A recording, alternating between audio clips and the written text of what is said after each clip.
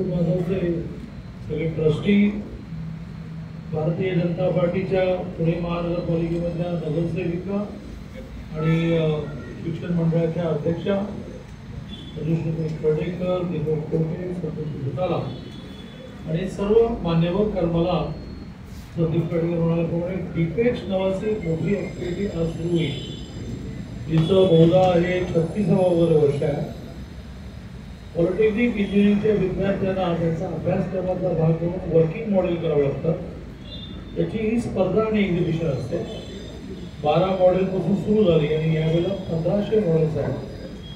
समाजामध्ये अनेक गोष्टी गेल्या काही वर्षात डिपेक्समधून आल्या. डिपेक्समध्ये आल्या, इंडस्ट्रियलिस्टला आवडल्या, अपील झाल्या, त्याने त्या मुलाला पकडलं, उचललं, बरोबर नेलं, मदत केली, खूप मोठं पार्टिसिपेट आलं. असंच मोठं डिपेक्स नावाचं एक्झिबिशन COEPच्या ग्राउंडवर 1 लाख तरी कॉलेज विद्यार्थी, प्राध्यापक, प्राचार्य, नागरिक बघणार आहेत. त्याचा उद्घाटनाचा कार्यक्रम अजितावरती यायचे. दादांचा स्वभाव असा आहे की ते खूप बिफोर येतात. मी उशिरा गेलो तर ते प्रोटोकॉल बरोबर राहणार नाही म्हणून मी संदीपला वाटलं की मी बोलतो, 2-3 जणांना मी माझ्या हस्ते भेटवस्तू देतो. आज या ठिकाणी संदीपने आणि मुकुंद माधव ट्रस्टने लोकोपयोगी, मंडळ उपयोगी काही वस्तू आपल्याला द्यायचं म्हणत आहे. मंडळ म्हटलं की कार्यक्रमाला, कार्यक्रम म्हटलं की माहिती, कार्यक्रम म्हटलं की खुर्च्या. आता काळाच्या ओघामध्ये मंडळांची गंजा वाढत गेल्या, त्यामुळे वॉटर कूलर आणि या सगळ्या गोष्टी आल्या. पूर्वीची मंडळ म्हणजे कोपऱ्याला एक अनधिकृत ऑफिसचं बांधकाम, कडकड आवाज करणारा पंखा, अप्रूप करणारी एक ट्यूबलाईट, ही मंडळाची ओळख होती.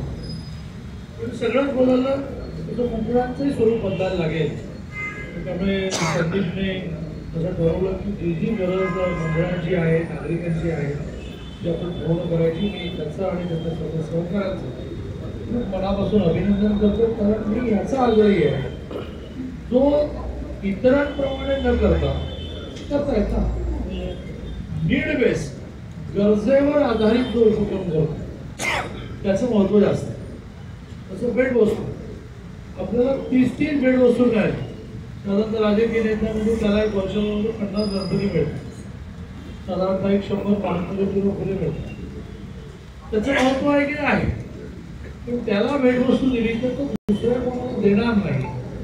त्यासाठी भेटवस्तूही कशी द्यावी, तसं मंडळाला सुद्धा उपयोगी गोष्टी देण्यातून त्यांनी जी एक लिस्ट केलेली असते की आपल्या मंडळाला 10 गोष्टी आणायच्या, एक गोष्ट पूर्ण होते. त्यामुळे मी या कल्पकतेचं खूप अभिनंदन करतो. ते खरं आहे की मी नेहमी एक अतिशय सोपी सुटसुटीत मांडणी करत असतो की देशामध्ये आणि संपूर्ण जगामध्ये 3 कोटी धरले तर 142 अधिक 3 145 कोटी लोकसंख्या पॉप्युलेशन आहे. विदेशातले 3 कोटी तिथे आहे. तुम्ही सुखात असल्याचं म्हणा. 142 कोटीमध्ये 4ने भागलं तर साधारणतः 35 कोटी कुटुंब तयार होतात.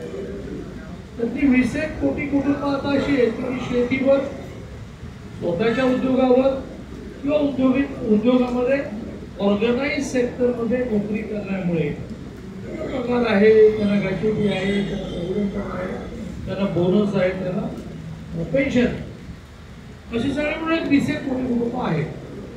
पण 15 कोटी लोक असे आहेत, 15 कोटी फॅमिली म्हणजे 60 कोटी पॉप्युलेशन. ही 15 कोटी कुटुंब अशी आहेत की ज्यांना थोडं सपोर्ट नाही केलं तर ती नीट चालणार.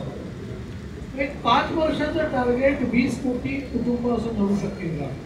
त्यामुळे 15 कोटी लोकांना 5 वर्ष थोडंसं सपोर्ट करू तर सरकारी मदतीशिवाय हा समाज हा एका अर्थाने आपल्या पायावर उभं राहील. मोदीजींनी तेच केलं.